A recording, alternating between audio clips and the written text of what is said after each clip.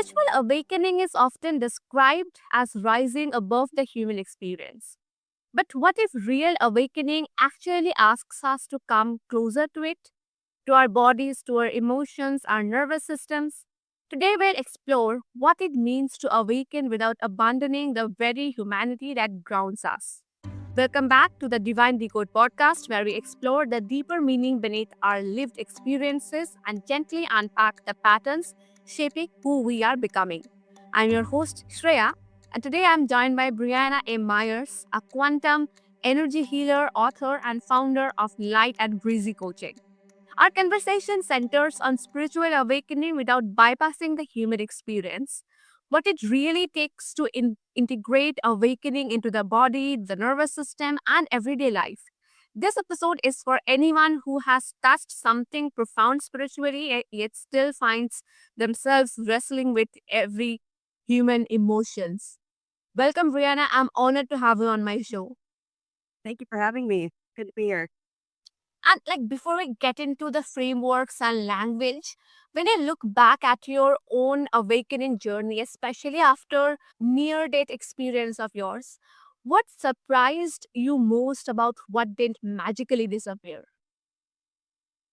I would say that right after my near death experience, it, I came back out of it. And, in that experience, I was told by my guides and, the light beings that were on the other side Mm. that when I came back, I was going to get on my spiritual path and that I was going to start walking that path. And so when I got better, because I had fungal pneumonia, that's what ended up killing me. When I got better, I started to get very disappointed because I felt like nothing was changing, and so I was doing the work, I was doing you know, the inner work, journaling, I was doing everything, and I just didn't see any big differences. So at first it was like a giant plunge into, like, depression because I felt like I was doing something wrong, and then I had, a kundalini awakening, and then it was like this deep, like, I saw everything, it all just clicked, it made sense, and I call it spiritual euphoria, where feel like this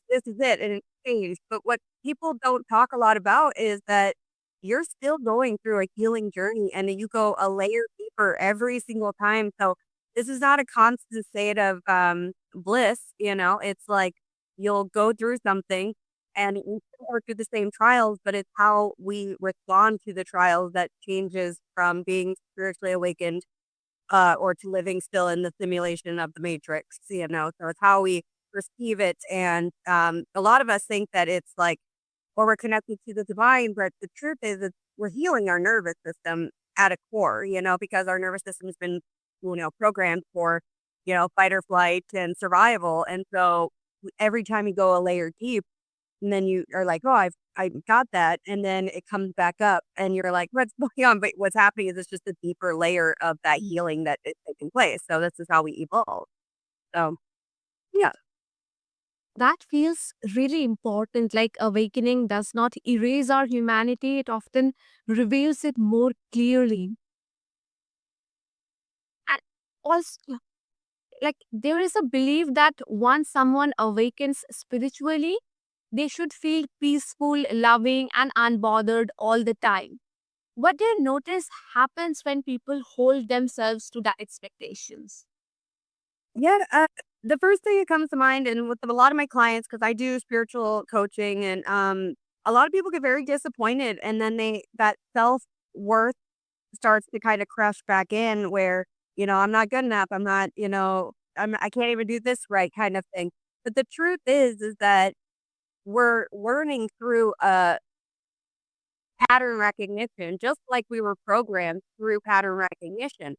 And so what you're doing is basically like reverse engineering what had been programmed into you that wasn't yours. And what you're now doing is programming back in what is yours and what resonates with you at a soul level and not what you were told to be, or, your circumstances, parents, family, trauma, all those things that we end up one day kind of looking and like, who am I? I don't even know why I do these things because it's not authentic for you.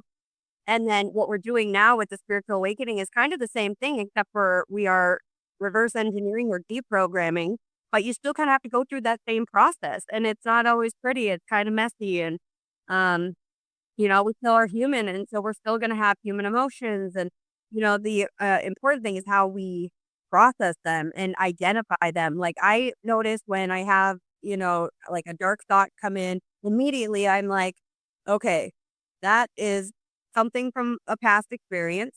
But on a deeper level, we do know, if I don't know if your listeners know much about archons yet, but archons are an energy system on the earth plane, and they're like energy parasites. And what they do is they attach to the back of our neck, and they actually project into our field negative emotions, because when you're in that negative state, they feed off of that.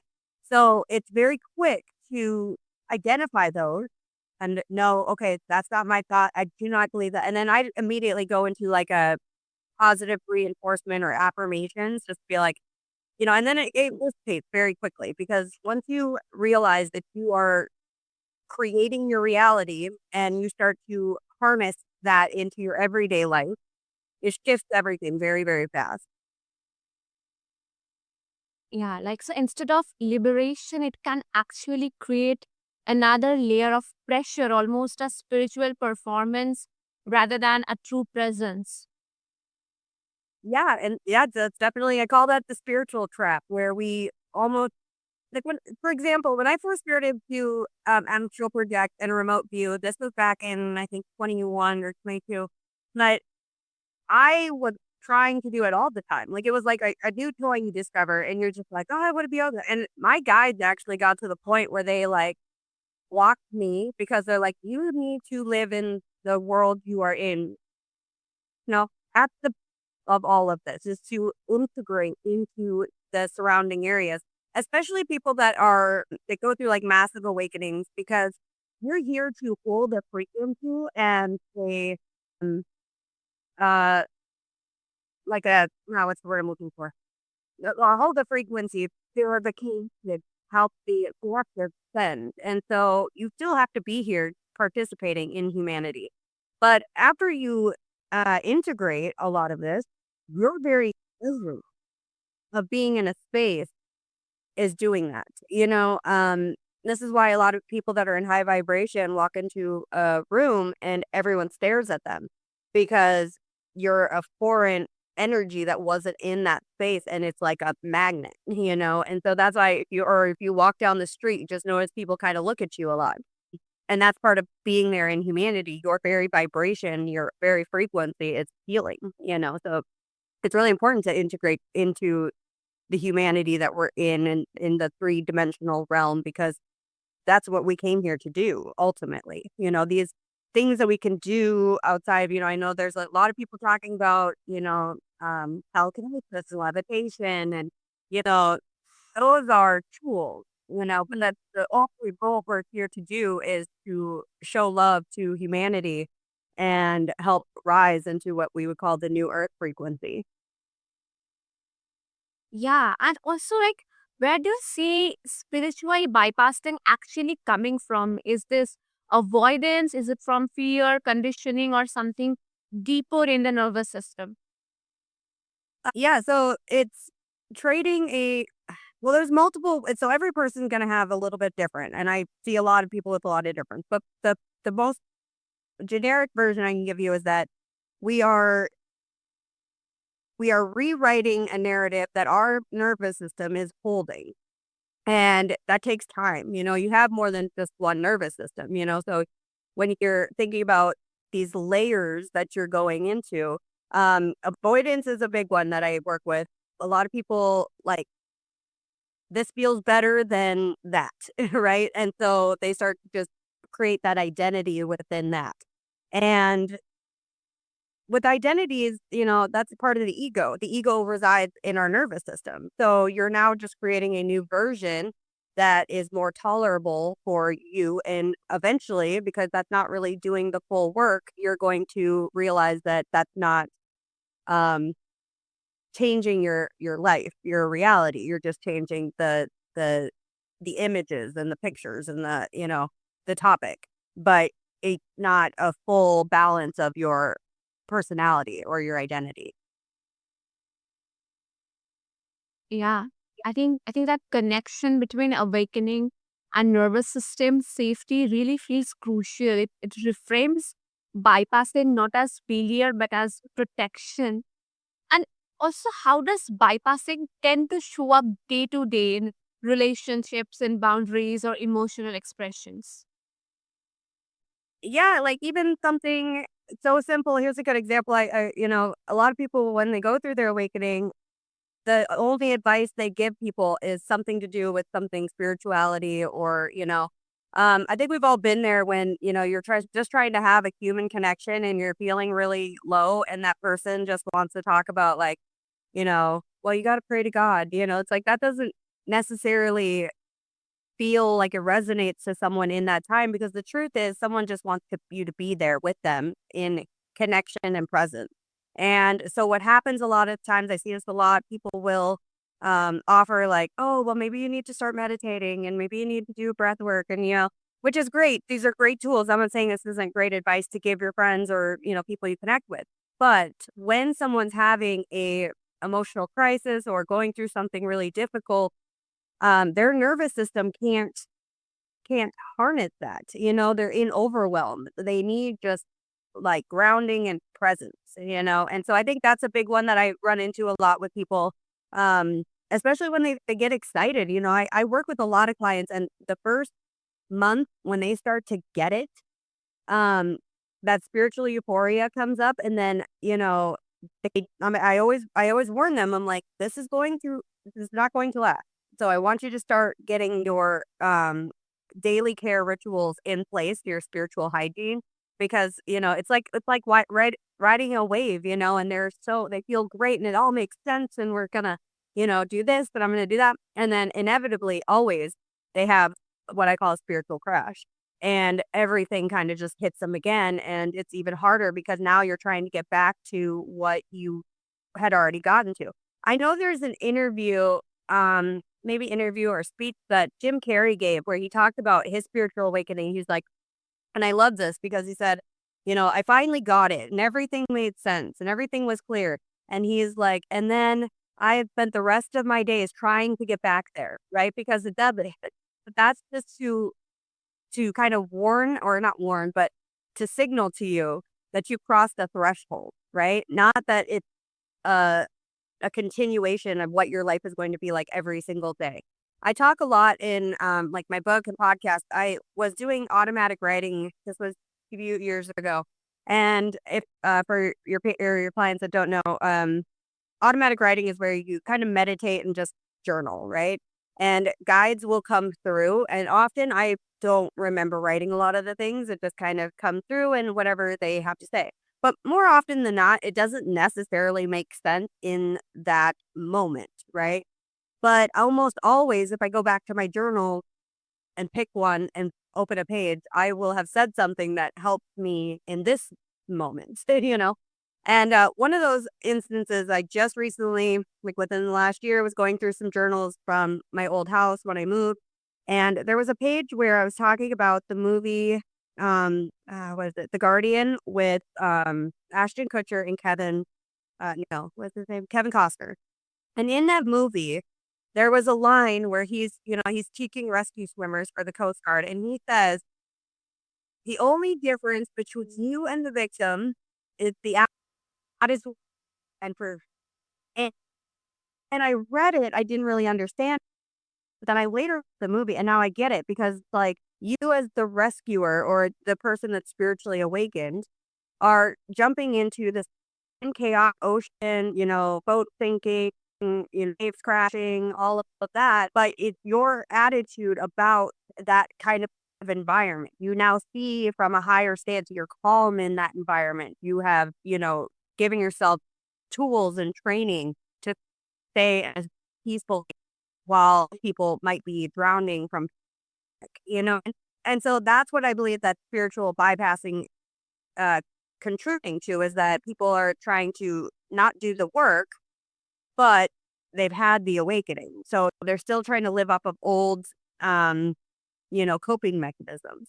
And that just doesn't work when we get to this level of an awakening. You have to create new mechanisms, to get through your day. So I always tell people, like, my big one, journal. Journal is so important, not only for clearing your mind and, putting things out on paper, getting it out of, you know, but far more importantly is it turns on neuro transmitters in your brain that get shut off during hard times, trauma, pain, suffering, accidents, things like that. Our brain is shutting these off. And so you're actually turning those back on while journaling and giving yourself um, the kind of a fresh start in the brain. So my belief is that the brain is not generating thought. I believe that we are using our brain as a um, kind of like a receiver, right? But the thoughts are actually in the quantum web. So when you have kind of like if you turn into a radio, the radio is not creating the music, it's broadcasting it, right? Same thing where we can tune our brains into a station, but whatever our brains are tuned in is what station you're going to pull from. Does that make sense? So, this is why writing is so good because you're actually healing the brain or the transmitter receiver in your brain, able to pull the more positive thought, the higher dimensional realms, things like that off the quantum field. And those lower vibrational energies live within a lower vibrational plane. So that's why writing is powerful. Yeah, like that's such a clear mirror. Like when spirituality disconnects us from honest emotion, something is off, even if the language sounds elevated. And for any of my listeners who feels disappointed in themselves for still being human after awakening, what would you gently invite them to remember right now? I think the big one that I talk a lot about this is we chose to be here. We came here for an experience. You are the observer here to experience. So I always tell people, like, why don't you just, instead of like, pointing out what you may not be getting or understanding, or maybe your life isn't where you thought it would be, with this, but first look at yourself with compassion because we are all in this path of, rewiring ourselves and to evolve. But more importantly, remember that when we chose to come here, we wanted to evolve through experience. So what is this experience teaching you? And then instead of, having any negative emotions about any of like yourself or what the environment is, look at it from a place of love and compassion. And then what am I learning from this? There's something here because otherwise you wouldn't be experiencing it. You wanted to experience that. So what is it that you are teaching yourself from a higher level? That's basically what you're doing is your higher self is like, hey, we're learning this. And as soon as you bring those things out of the subconscious, it dissipates because what it is that we choose, especially when you're still not in an awakened state and you're, living your 3D life. We don't realize how much the subconscious is fueling our thought pattern, right? This is like the like generator I was talking about, but it comes from your past experiences, past lives. So things that you may not consciously be aware are fueling these um, thoughts. But the truth is that once you see it, this is why have you ever done something like, okay, for example, I have this weird tick. I never noticed it ever in my life until about 2 years ago. My daughter pointed it out to me. And it was that anytime I entered a room, I would click my tongue. Never noticed it, 40 years of life. And then she pointed it out to me. And now I can't unsee it. Like, so it's like that. Same thing. Bring it out conscious into the consciousness, then it starts to dissipate because now you're aware of what it is that is either limiting you or what you're supposed to be learning. So I always tell people, like, usually it's something that you're learning to evolve, and that's why we go through those experiences. And then as soon as you identify it, it's pushed away. And I'm sure a lot of your listeners have many, many situations in their life that has happened to them. They just weren't consciously aware of it. Yes, and I just feel like true awakening doesn't bypass the human experience. It teaches us how to inhabit it more fully with honesty, compassion, and embodied awareness. And this is another wonderful, wonderful conversation with you. And if after this my listeners want to connect with you, then what is the best fit? Yes. I have a book on Amazon. It's called Healing Frequencies Made Easy. It's how emotions um, create interferences in our frequency field, how to heal it, affirmations to heal it. And you can find that on Amazon. It's Healing Frequencies Made Easy. But if you go to my website, which is Light and Breezy Coaching.com, you can find the link for all of those. And then also working with me, I do a lot of quantum healing sessions, DNA activations, light body activations. And I have a great blog on there. So if you want to learn more about this stuff, then I do keep a blog that is very detailed in these different points. So Yes, and I will definitely make sure to attach all these details and links below so that the listeners can find them easily and get in touch with you because you're truly, truly a wonderful person. And for my listeners, thank you for joining us on the Divine Decode podcast. If today's conversation resonated, take a moment to reflect on where you might be asking yourself to transcend instead of tend. Awakening is not about leaving your humanity behind, it's about learning how to hold it with greater awareness.